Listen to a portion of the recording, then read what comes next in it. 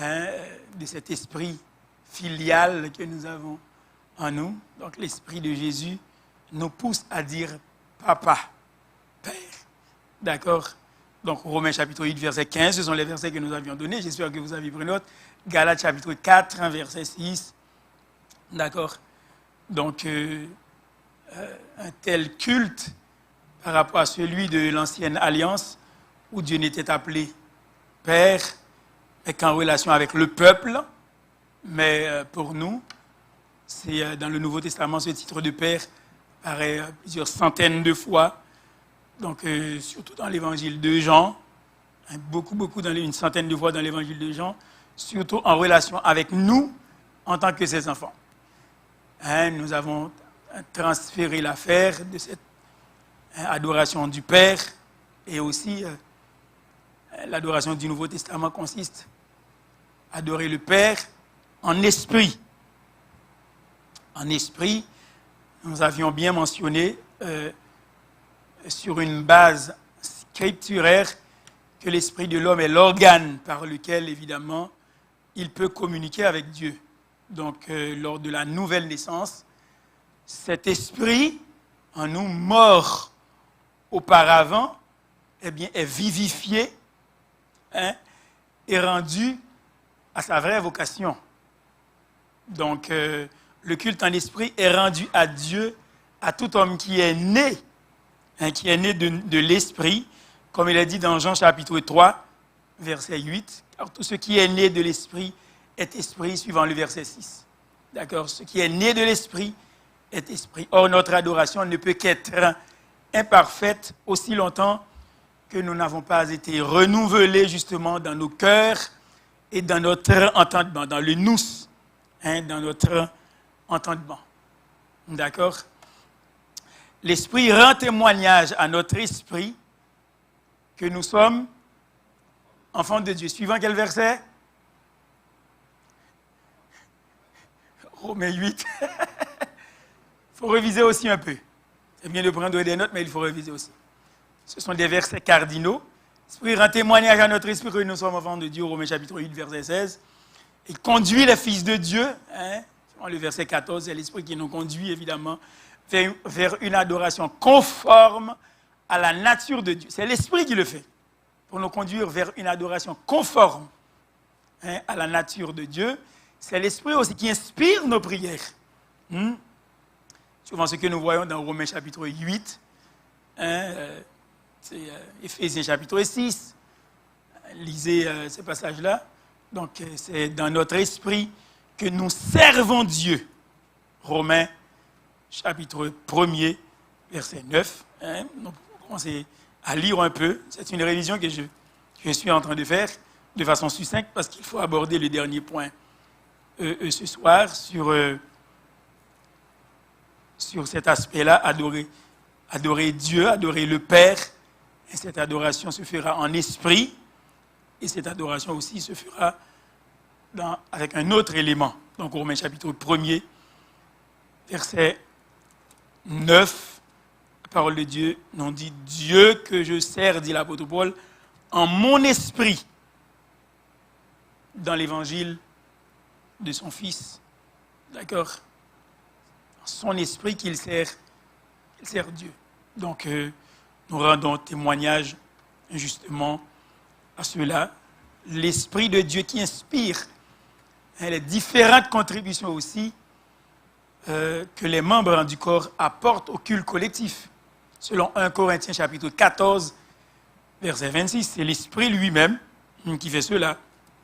Évidemment, vous allez peut-être me poser la question, ah oui, pourquoi est-ce qu'on ne le fait pas? Pourquoi est-ce qu'on ne le laisse pas, notre culte à l'air libre?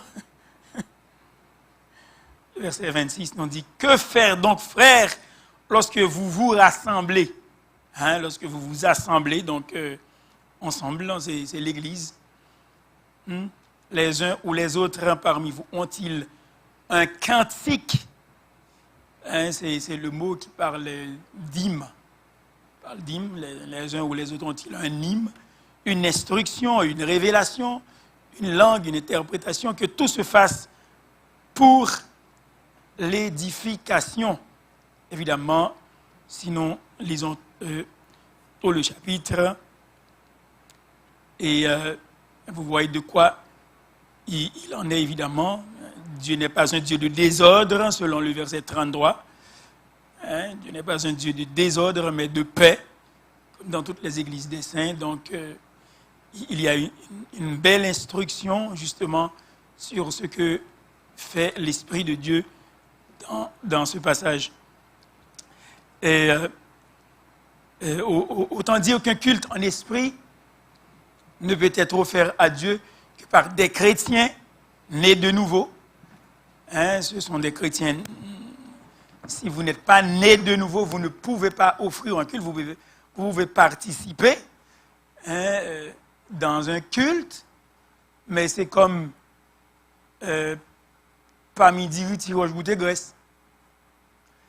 Alors, autant dire qu'un culte en esprit ne peut être offert à Dieu que par des enfants de Dieu, que par des chrétiens nés de nouveau, puisque l'homme naturel, c'est-à-dire textuellement l'homme psychique, l'homme psychikos, c'est-à-dire l'homme seulement avec ses facultés psychiques, ne reçoit pas les choses de l'esprit, selon 1 Corinthiens chapitre 2, le verset 14. L'homme naturel, l'homme animal, l'homme psychique, ce qui revient à dire la même chose, ne reçoit pas les choses de l'esprit. Donc ce culte peut être célébré par des hommes et des femmes spirituels. Autrefois, il était une question de rituel. Le culte dans l'Ancienne Alliance, c'était un rituel. Verser de l'eau, faire ceci, faire cela. Je ne veux pas dire que Dieu n'acceptait pas ce culte-là. Oui, Dieu l'acceptait. Mais jusqu'à ce que vienne un temps, évidemment, parce que tout ce qui se passait dans l'Ancien Testament se faisait par anticipation de ce qui devait venir dans le Nouveau Testament. Colossiens chapitre 2, verset 16-17, on le dit. D'accord. Nous le lirons au cours, peut-être tout à l'heure. D'accord. Donc, le culte dans le Nouveau Testament peut être célébré par des hommes et des femmes spirituels. Pas le rituel, mais spirituel. D'accord. C'est-à-dire qui se laissent conduire par l'Esprit dans toute leur vie et qui marchent justement selon les directives en semaine ou en dimanche. Donc, le modèle de l'adoration nous est donné par notre Seigneur Jésus. Lorsque Jésus était tressailli par l'Esprit, dans Luc chapitre 10, verset 21, eh bien, il dit « Je te loue, Père ». D'accord.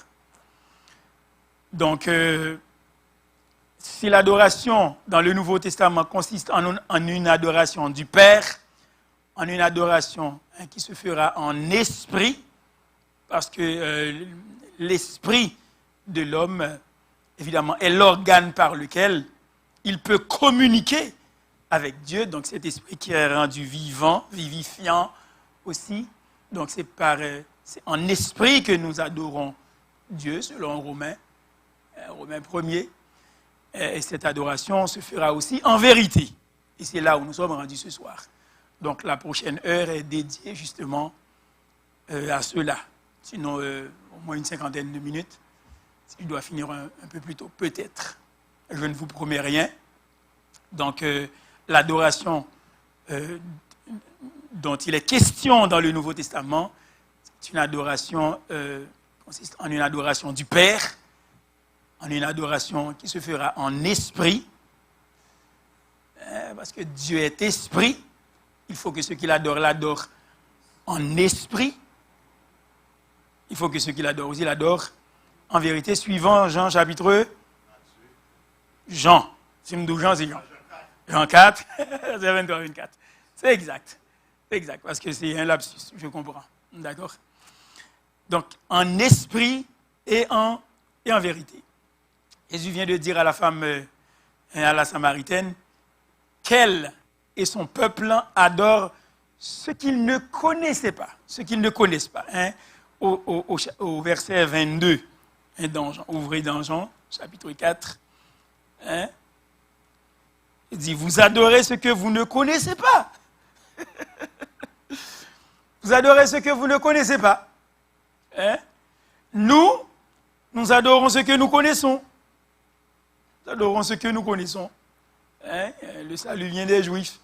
L'heure vient et elle est déjà venue où les vrais adorateurs adoreront le Père en esprit et en vérité. Alors vous allez peut-être me poser la question, est-ce qu'il s'agit de deux éléments bien distincts qui n'ont aucun rapport l'un par rapport à l'autre? Est-ce que par extension ce sont des expressions synonymiques? Ou est-ce qu'ils sont interchangeables même parfois? Eh bien c'est ce qu'on va débattre ce soir. D'accord? La raison pour laquelle on dit Bible en main. D'accord? Il y a vraiment beaucoup de différences. Est-ce que on n'a pas à extrapoler? Parce que c'est un sujet si important qu'on ne peut pas se permettre d'extrapoler et de dire n'importe quoi, sinon que sur une base scripturaire. Donc Jésus vient de dire à la Samaritaine qu'elle et son peuple adorent ce qu'ils ne connaissent pas, suivant le verset 22. Donc leur adoration ne peut donc pas être conforme à la vérité parce qu'ils ne connaissaient même pas ce qu'ils adorent. C'est comme les Athéniens, Paul qui est arrivé à Athènes, dit, vous êtes un peuple athénien, dans Acte 17. Vous lancez même une adoration à des esprits que vous ne connaissez même pas.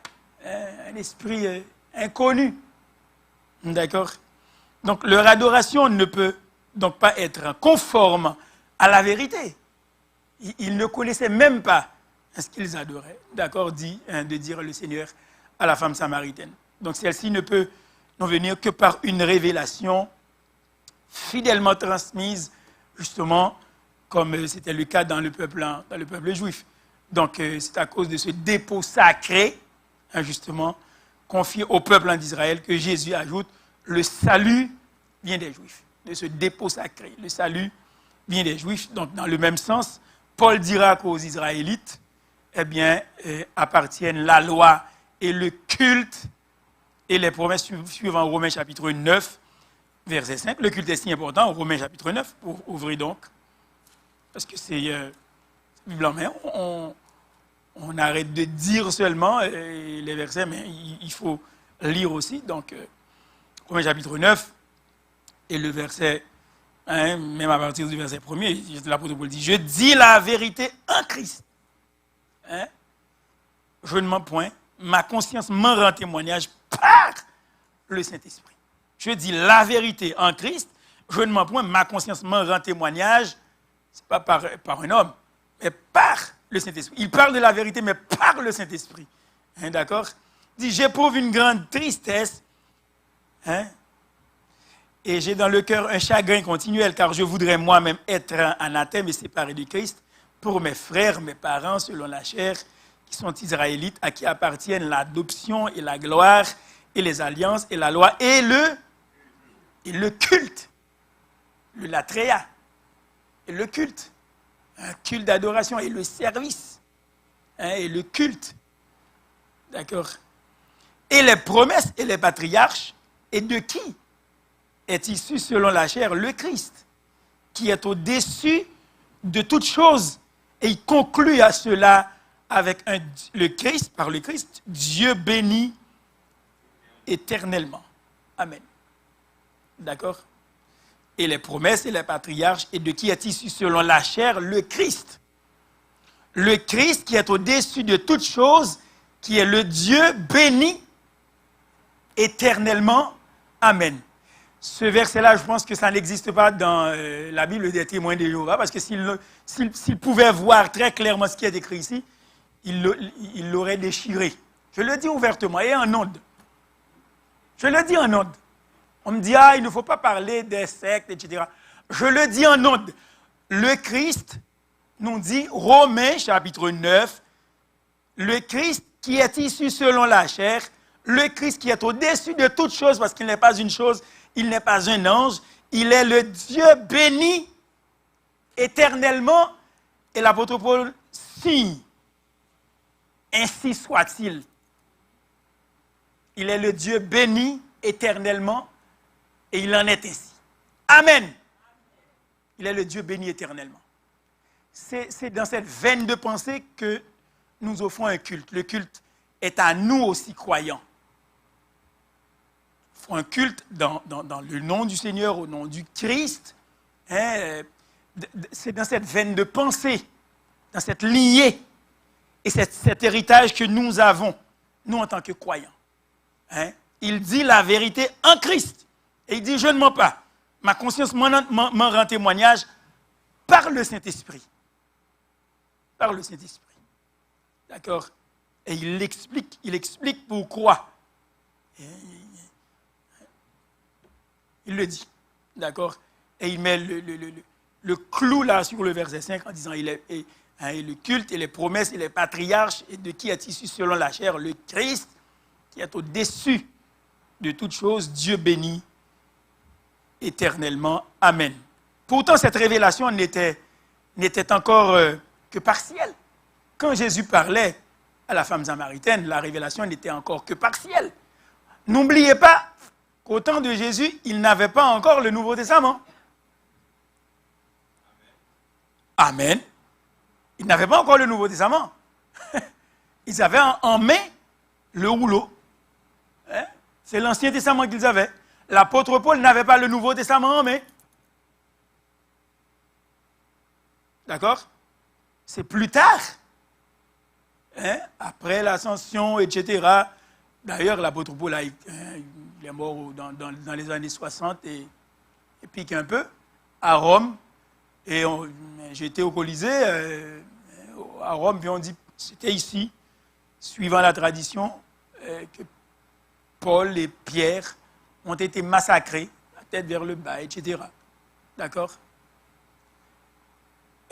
Ils n'avaient pas encore le Nouveau Testament, mais nous l'avons. Parce que certaines lettres sont écrites vers les années 60, avant, comme Timothée, à la fin de la vie de l'apôtre Paul. Ils n'avaient pas encore le Nouveau Testament. Nous sommes héritiers de ceux-là.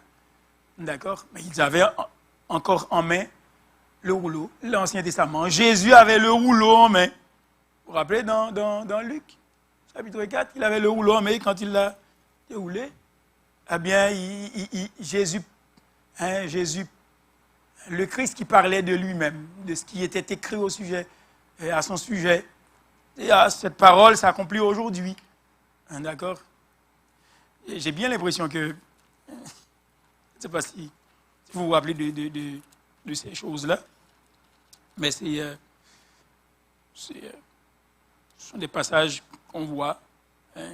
Il dit à Nazareth, l'Esprit du Seigneur, Luc 4, verset 18. Il se rendit à Nazareth, donc Jésus, où il avait été élevé. Et selon sa coutume, Luc chapitre 4, il entra dans la synagogue le jour du sabbat, c'était une coutume, justement. Il se leva pour faire la lecture.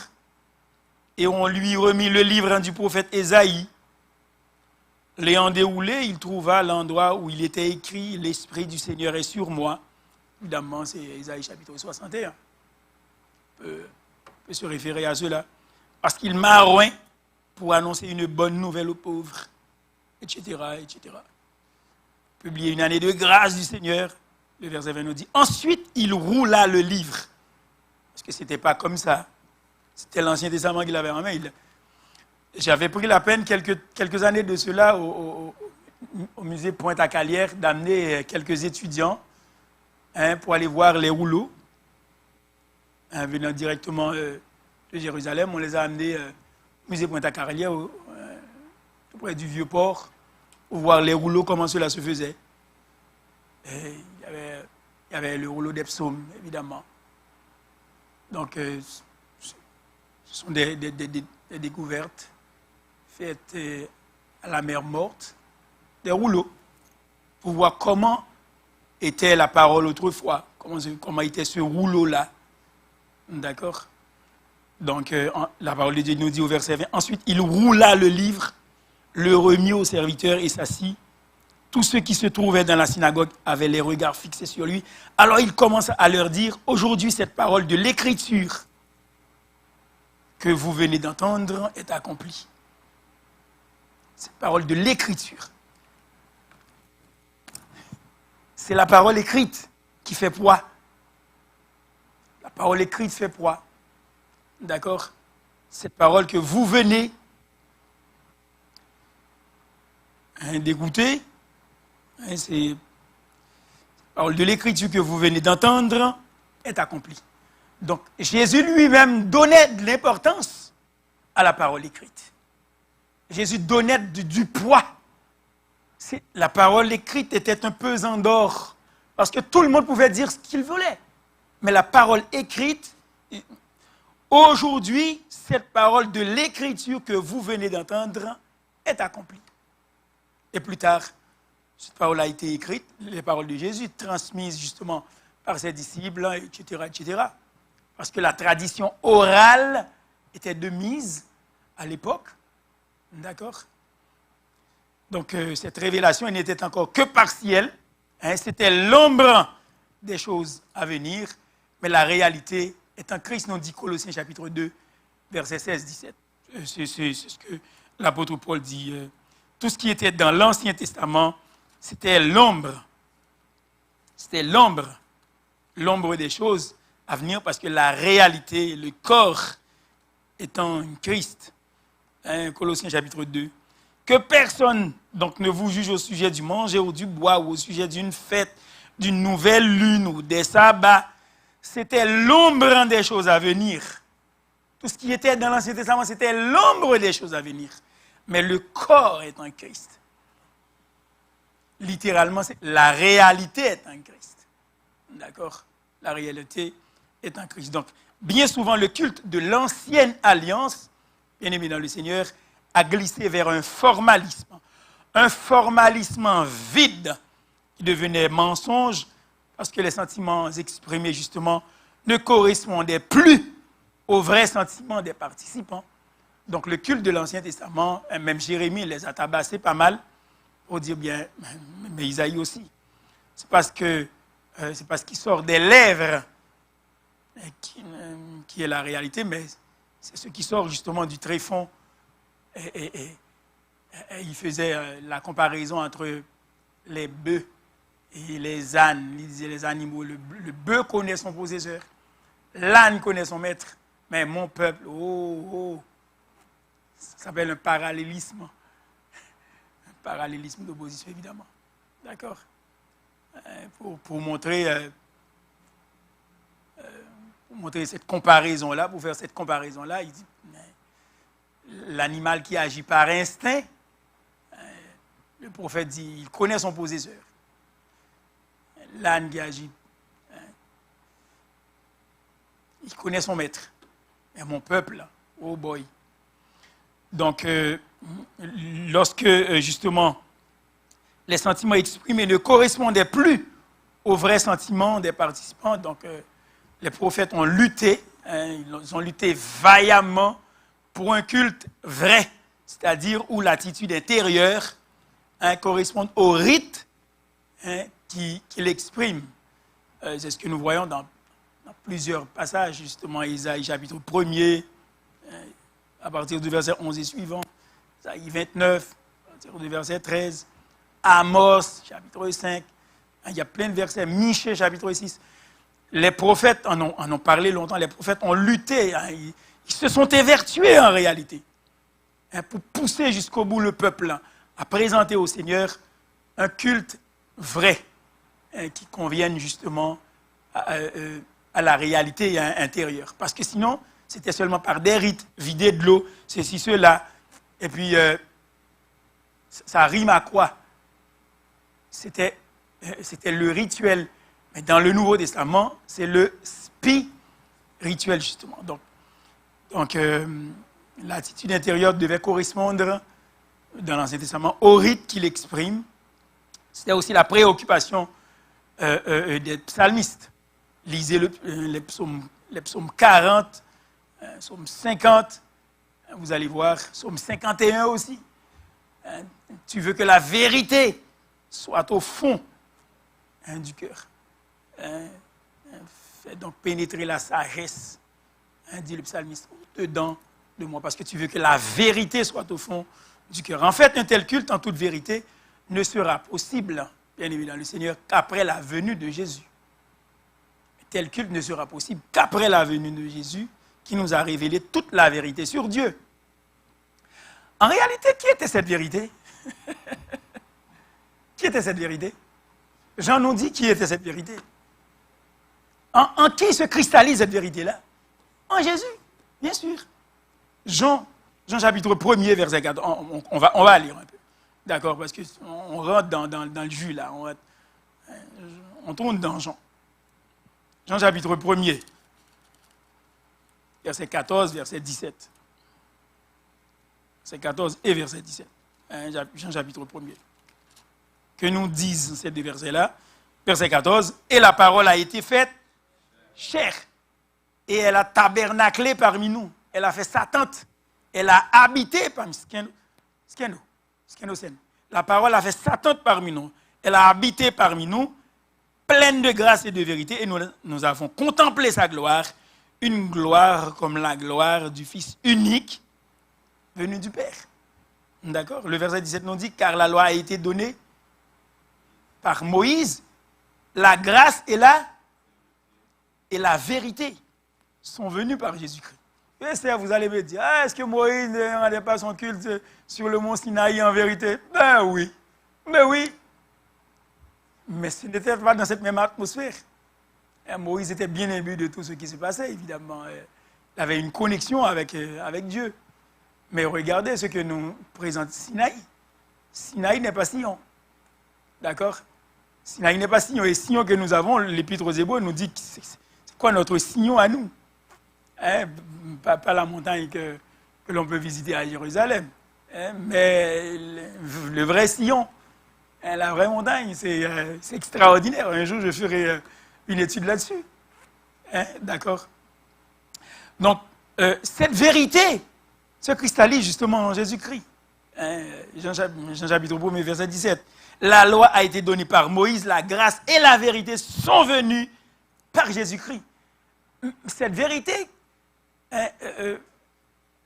se pointait en embryon, bien sûr, dans l'Ancien Testament. Cette vérité était sous forme embryonnaire dans l'Ancien Testament. Mais elle est devenue comme blossom. Elle s'éclate. Elle s'éclate dans le culte de la Nouvelle Alliance. D'accord? Donc, un culte en toute vérité ne sera possible après la venue de Jésus qui nous a révélé toute la vérité sur Dieu, qui a incarné justement cette vérité. Jean chapitre 14, verset 6. Je vous fais lire, je sais que vous connaissez ce verset-là, mais je vous fais lire. Je fais exprès. Jean chapitre 14, verset 6, nous dit quoi? Jésus lui dit, je suis le chemin, la vérité et la vie. Je suis le chemin, pas un chemin, mais le chemin, la vérité, la vie. Le culte que nous l'offrons en vérité. Où est côté nous l'offrons en vérité. Nous l'offrons en qui? En Jésus-Christ. C'est en vérité que nous l'offrons. Je suis le chemin, la vérité et la vie. Il est l'alethea. Il est la vérité. D'accord? Nous l'offrons en vérité, parce que nous l'offrons en Jésus-Christ. Il est la vérité. D'accord? Et c'est à partir de la Pentecôte, justement, que les disciples pourront rendre à Dieu, justement, ce culte en esprit et en vérité, puisqu'ils auront reçu l'Esprit de Dieu, demeurant en eux, bien sûr, sur une base unie, universelle et sur une base aussi personnelle. Parce qu'avant, on pouvait compter sur une main Peut-être dans les prophètes, oui, ils ont reçu l'Esprit, ils ont parlé par l'Esprit. D'ailleurs, je vous avais montré, suivant la dernière étude, c'est l'Esprit de Christ lui-même qui parlait au travers des prophètes. 1 Pierre, chapitre 1er. Hein? Voulant sonder l'époque et les circonstances marquées par l'Esprit de Christ qui était en eux. Vous comprenez? Donc les prophètes ont fait de cela l'objet de leurs recherches et de leurs investigations. Il y a des sacs pour le passer là, dans le Nouveau Testament. Gardons bagaille, ils ne pas comprendre. Ils ont même encore pas annoncé, et puis ils n'ont pas fini de comprendre ça bagaille, ça y est. Ah oui, ils devaient annoncer le Christ. Mais c'est l'Esprit de Christ qui les poussait à parler ainsi, par anticipation. Vous comprenez? Mais nous, aujourd'hui, nous sommes les récipiendaires. Hein? Nous sommes récipiendaires de cette grâce que même les prophètes n'ont pas eue. Oui, mon frère.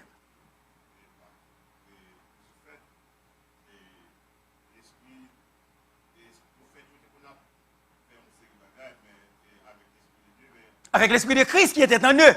Mais l'Ancien Testament disait toujours l'Esprit de Dieu était sur Moïse, l'Esprit de Dieu était sur Jérémie, etc. Ah, mais bien sûr. Bien sûr.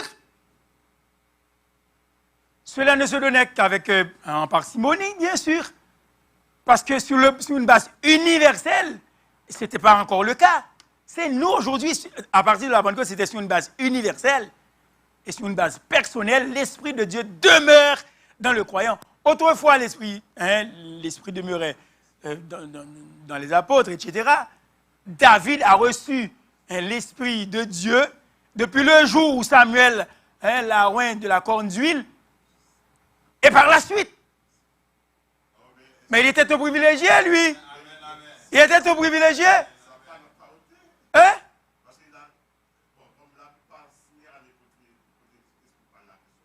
Il n'a pas montré au tel sens, ça veut dire qu'il était lui-même, comme en permanence. Mais c'est comme pour montrer justement qu'il y avait un culte quand même qui pouvait se célébrer. David pouvait chanter comme il était le chanteur agréable en Israël. Donc il chantait par l'Esprit. L'Esprit de Dieu était en lui, mais en fait c'est l'Esprit de... David était prophète, donc c'est l'Esprit de Christ qui l'animait en réalité et qui ne sortait pas de lui. Mais ce n'était pas le cas pour tout le monde dans ce régime vétérotestamentaire. Regarde Samson. Qu'arrivait-il à Samson? Qui était Samson? Tu es juge? Qui était Samson? Avant de nous faire répondre.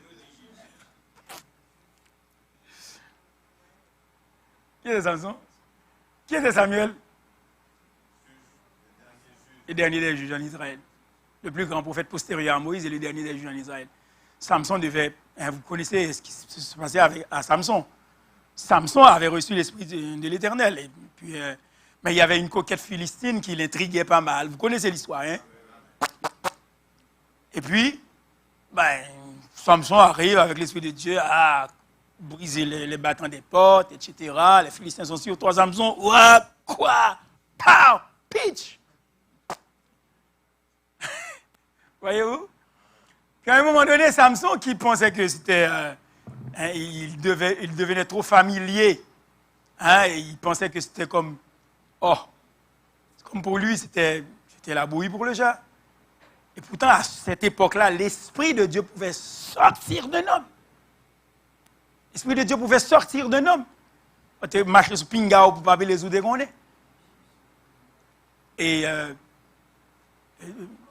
aussi, l'Esprit qui était sur Samson, dont sa chevelure était le symbole, était coupé. Et dans les bras de cette coquette philistine, il était comme... Samson, les Philistins sont sur toi. Ah, mais oui, je vais m'en prendre comme les autres fois. Ouais. Ça arrive. Pataou! Mais regardez, regardez ce qui se passait. Samson a payé le prix. Assez cher quand même, c'est de Dieu, même sa vie. Mais avant de mourir, qu'est-ce qu'il a fait? Il a demandé, il a confessé ses péchés, il dit, ok, Seigneur, voici, permets que je puisse me venger. Hein, Samson a pris sa reconsécration au Seigneur.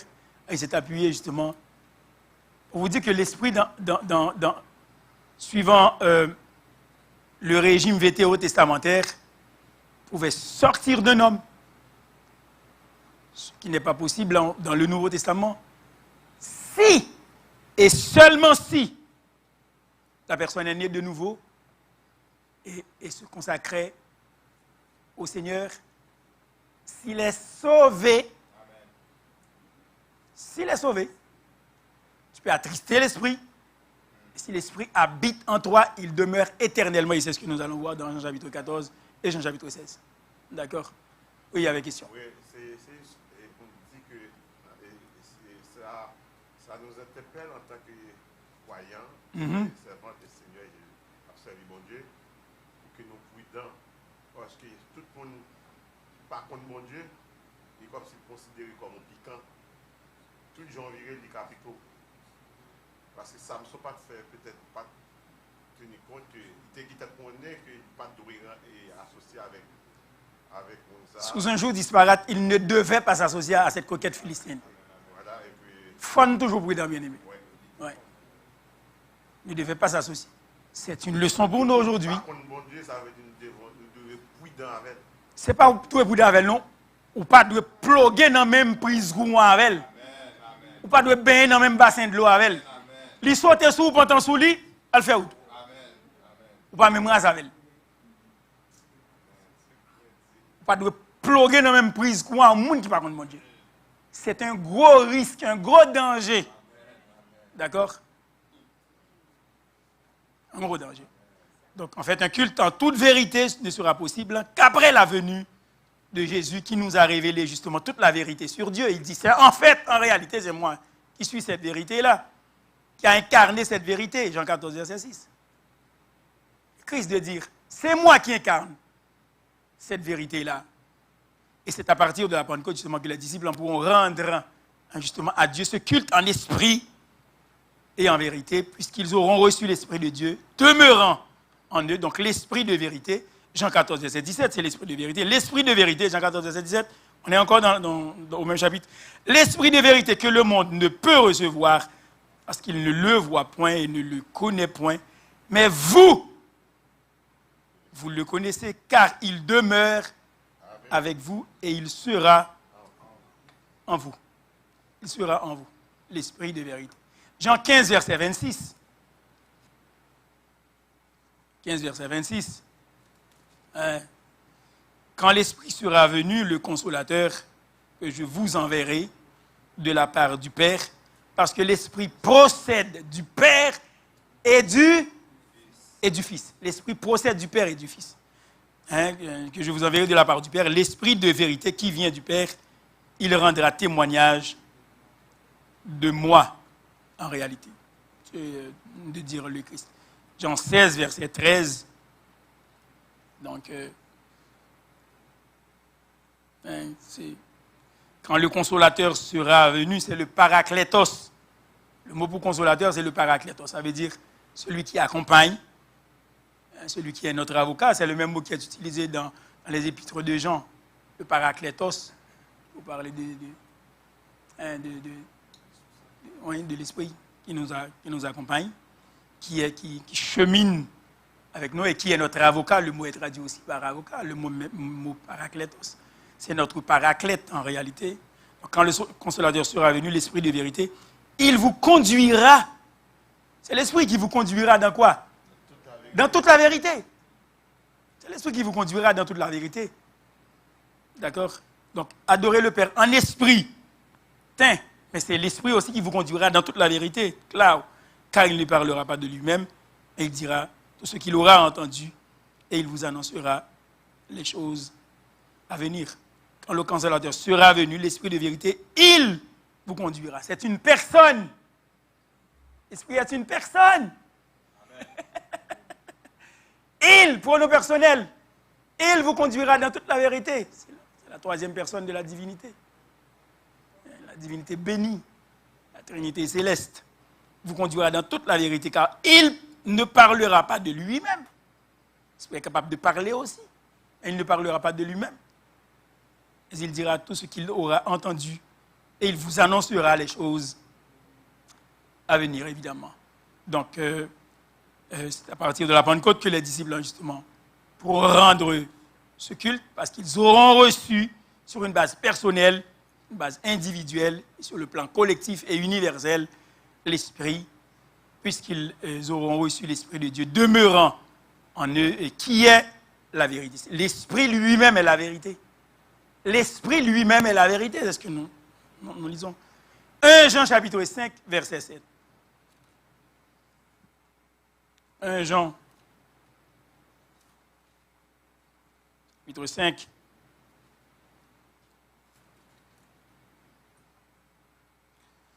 D'accord.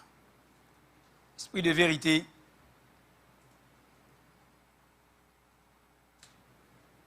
Il demeure dans le croyant. Il est la vérité et dont la fonction est de nous guider, ce que vous allez voir, mais il est la vérité. 1 Jean chapitre 5, verset 7, on dit, car il y en a trois qui rendent témoignage, l'esprit, l'eau, le sang, et les trois sont d'accord. Ouais. Le verset 6 nous dit, c'est lui, Jésus-Christ, qui est venu avec de l'eau et du sang, non avec l'eau seulement, mais avec l'eau et avec le sang, et c'est l'esprit qui rend témoignage, parce que l'Esprit est la vérité. Le verset 6. L'Esprit est la vérité. Notez ce verset-là. Parce que l'Esprit qui rend témoignage, parce que l'Esprit est la vérité. Alors, je vais vous poser la même question, et vous continuez à cogiter. Est-ce que rendre un culte à Dieu en esprit et en vérité, il s'agit de deux entités complètement différentes, ou est-ce qu'il y a un lien? Est-ce qu'il y a une relation entre ces deux expressions? Peut-être que je ne répondrai pas ce soir, mais vous déduirez, vous allez déduire vous-même la réponse. Notez les versets aussi. 1 Jean chapitre 5, verset 6, 7. C'est lui, Jésus-Christ, qui est venu avec de l'eau et du sang, non avec l'eau seulement, mais avec l'eau et avec le sang. Et c'est l'Esprit qui rend témoignage. Seulement l'Esprit rend témoignage à notre esprit que nous sommes enfants de Dieu, mais c'est lui aussi qui rend témoignage parce que l'Esprit est la vérité. Car il y en a trois qui rendent témoignage, l'Esprit, l'eau et le sang, et les trois sont d'accord. D'accord. L'Esprit est la vérité, et dont la fonction est de nous guider justement vers la vérité. Jean chapitre 16, verset 13, je pense qu'on en avait déjà lu. Jean chapitre 16, c'était l'île tout à l'heure là.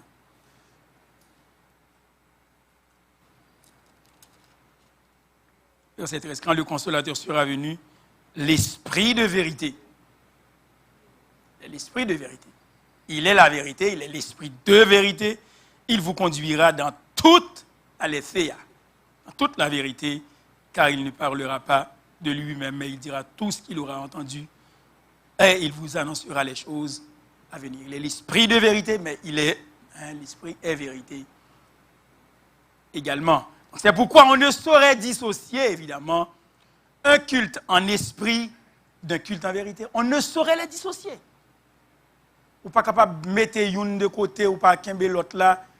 On ne saurait dissocier justement un culte en esprit et un culte en vérité. Dans la Bible, l'esprit et la vérité sont toujours associés. Dans la parole de Dieu, l'esprit et la vérité sont toujours associés. Donc, si l'esprit est mentionné comme 21 fois, justement dans l'évangile de Jean, 15 fois l'esprit de Dieu, la vérité est mentionnée 25 fois. 25 fois contre 4 fois dans les évangiles synoptiques, souvent en relation avec l'esprit. Donc, la vérité est mentionnée 25 fois et souvent en relation avec l'esprit. L'esprit est la vérité. Or, la vérité est aussi liée très fortement à la parole de Dieu. La vérité est très fortement liée à la parole de Dieu. Pourquoi? Pourquoi? Ben oui. Qui verset dit ça? Jean, chapitre, pas premier, 17. 17, verset 17. Ben oui. Qui parle ici? Le Christ. Et dans quel contexte? La prière sacerdotale. D'accord? Je te prie, Père, je te prie, Père, je ne te prie pas de les ôter du monde, verset 15, mais de les préserver du mal. Ils ne sont pas du monde, comme moi, je ne suis pas du monde. Sanctifie-les par quoi? Par ta vérité. Sanctifie-les par ta vérité. Ta parole.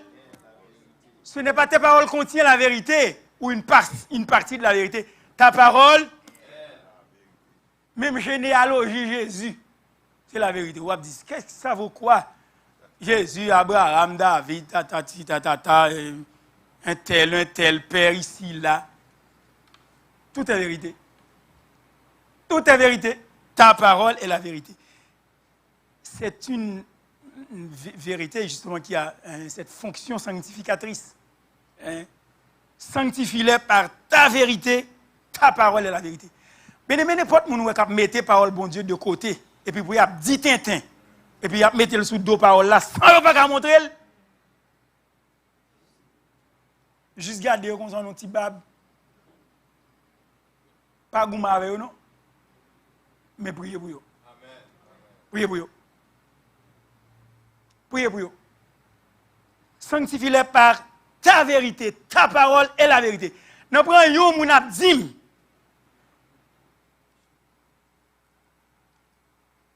Ce qui est essentiel pour mon salut, si je ne suis pas kawel dans ça, à moins que son détail secondaire lié. Si son détail secondaire, comment mettre pantalon, pas mettre pantalon, mettre boucle d'oreille, pas mettre boucle d'oreille, mettre soulier fermé, pas mettre soulier fermé, mettre sandal, pas mettre sandal, m'abdou, ah, je ne peux pas faire bab moins.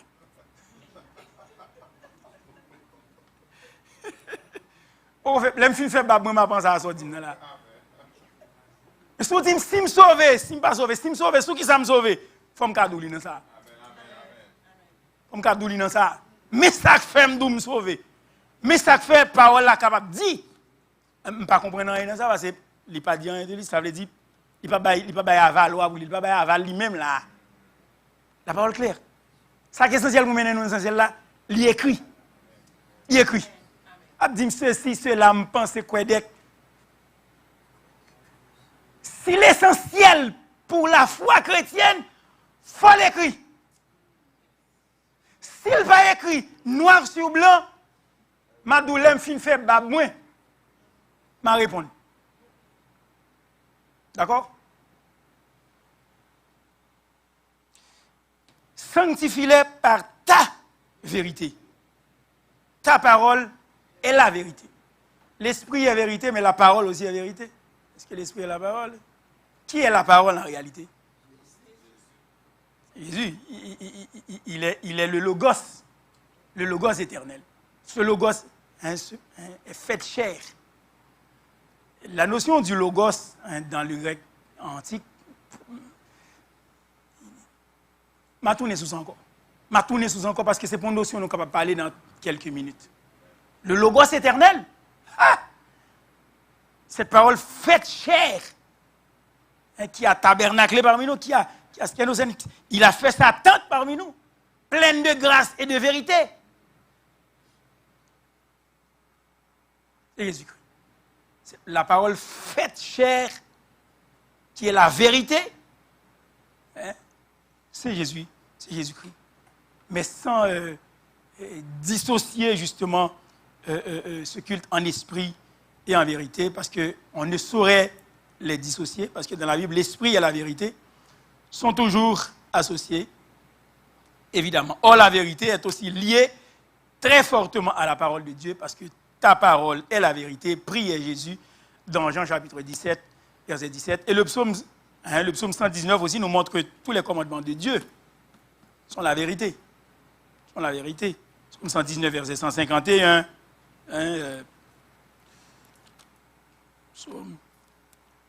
Évidemment, vous allez voir presque dans chaque verset du psaume 119, le mot parole ou promesse ou précepte est là. Donc,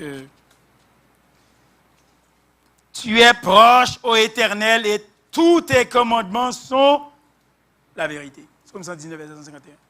Tous tes commandements sont la vérité. La vérité. Le premier verset 18, c'est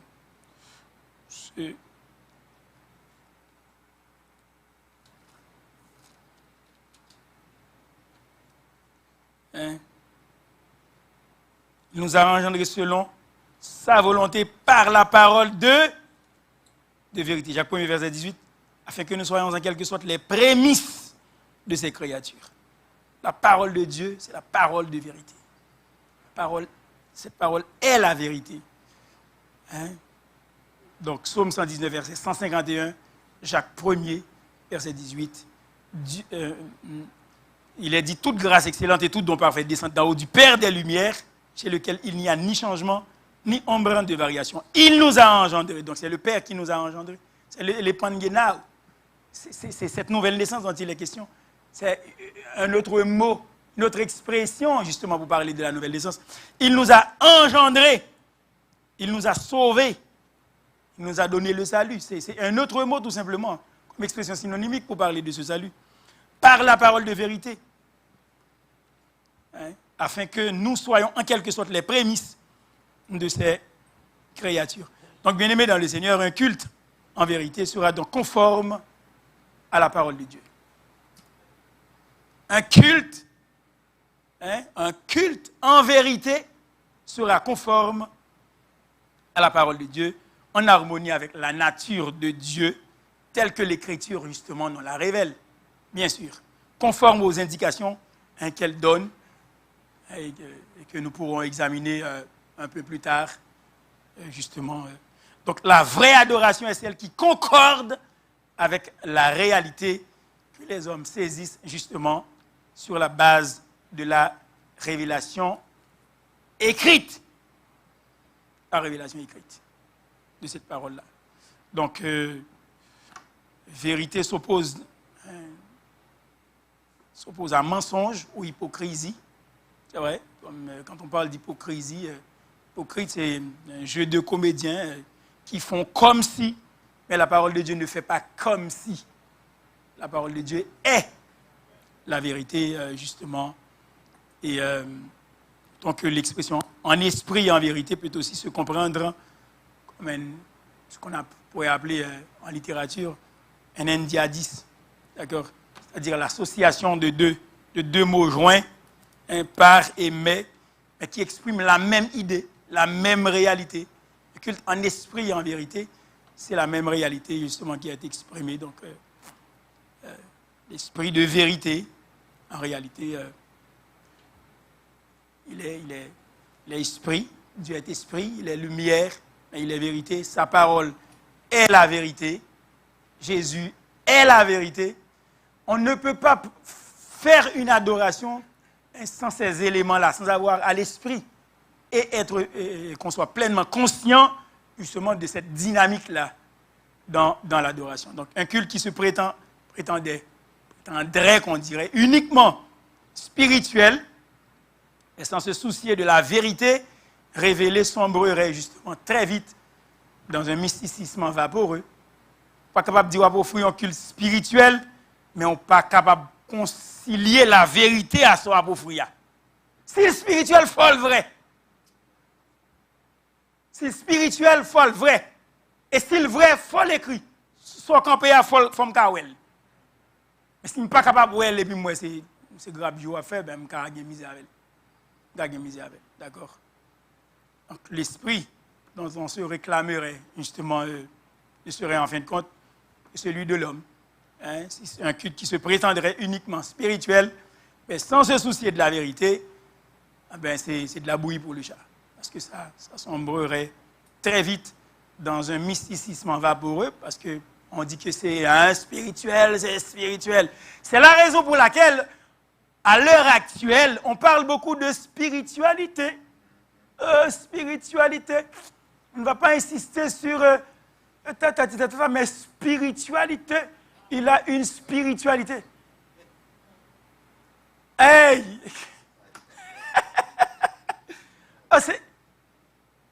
Dans le bouddhisme, on voit la spiritualité. Dans le shintoïsme, la spiritualité.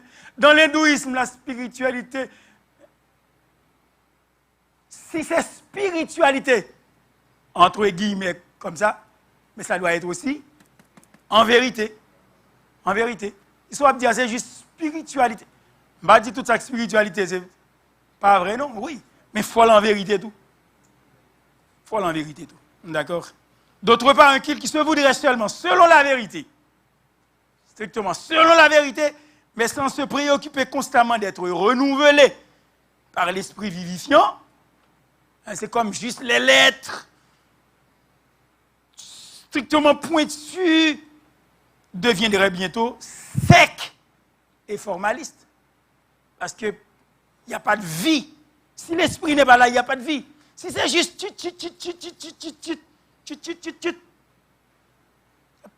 s'il n'y a pas de vie, c'est l'esprit qui anime. Si c'est seulement en vérité, oh c'est vérité. Mais s'il n'y a pas de vie, s'il n'y a pas d'esprit, eh bien, c'est ce qu'on pourrait appeler, en d'autres mots, un intellectualisme stérile. C'est juste puis rien de plus. Ça ne sort pas du cœur, c'est juste ou dit, comme à l'Université de Montréal, ils parlent de Dieu, mais ils ne connaissent même pas ce Dieu-là, pour plusieurs d'entre eux. Pas tout le monde, par exemple. Mais pour plusieurs d'entre eux. Combien qui sont à l'Université de Montréal en théologie, et puis ils finissent leur cours, puis ils se disent, mais c'était quoi exactement?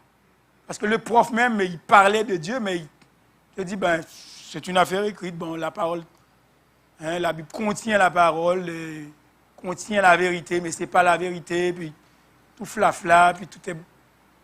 Il y en a qui sont très sérieux, par exemple, pour dire, bien, il faut concilier ça, parce que... Donc, c'est la raison pour laquelle on parle de théologie libérale. Ils sont libres. Il n'y avait pas de miracle, on ne croit pas au miracle. On enseigne l'évangile, mais on ne croit pas au miracle. Eh boy! Eh boy! Juste les lettres. À moi, à tout professeur de grec et d'hébreu et des psaumes hein, que je suis, que j'arrête en fait depuis 1 an. Mais j'aime bien les lettres. Je ne suis pas un homme de lettres, mais j'aime bien les lettres. Je veux voir où c'est écrit. Hein? Et enseigner la grammaire grecque du Nouveau Testament et l'hébreu. La poésie hébraïque même. Je veux voir les lettres, j'aime bien les lettres.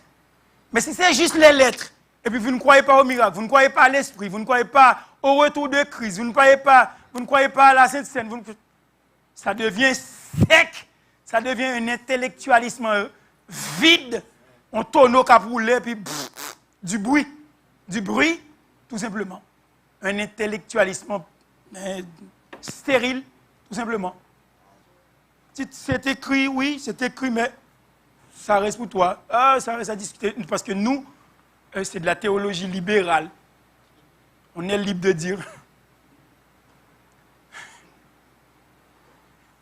Et quand je passe à l'Université de Montréal, j'aime bien leur bibliothèque, là, mais j'aime pas toujours tous les cours qu'ils offrent. Ils ont de très bons livres, mais des fois, c'est comme... En tout cas, Dieu est la fois esprit, il est vérité. Et il est lumière aussi, et c'est lui qui nous donne la lumière. Comme je mets ce tapis-là, hein,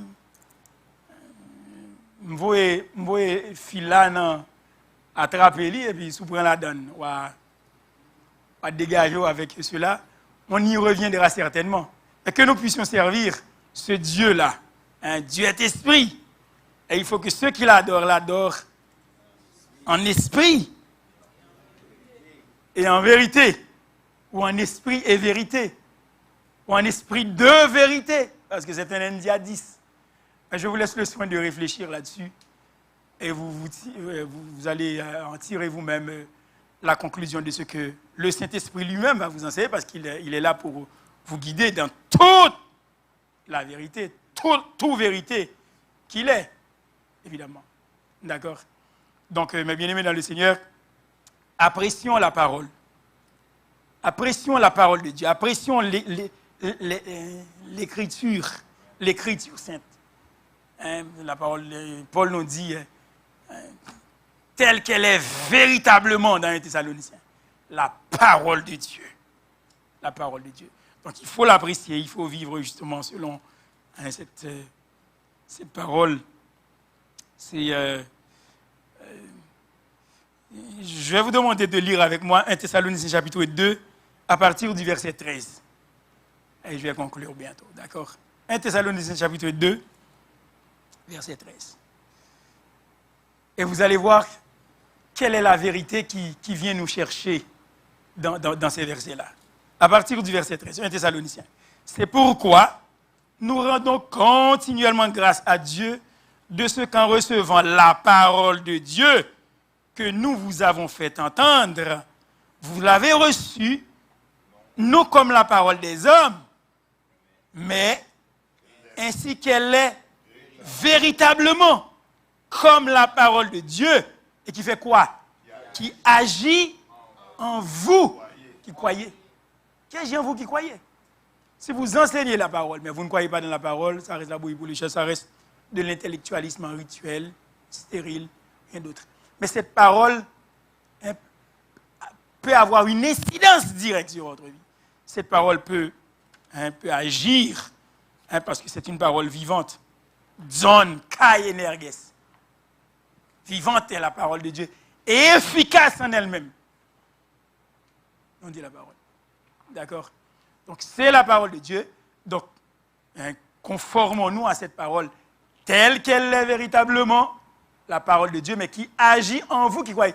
Ça veut dire que vous pouvez apprécier la parole.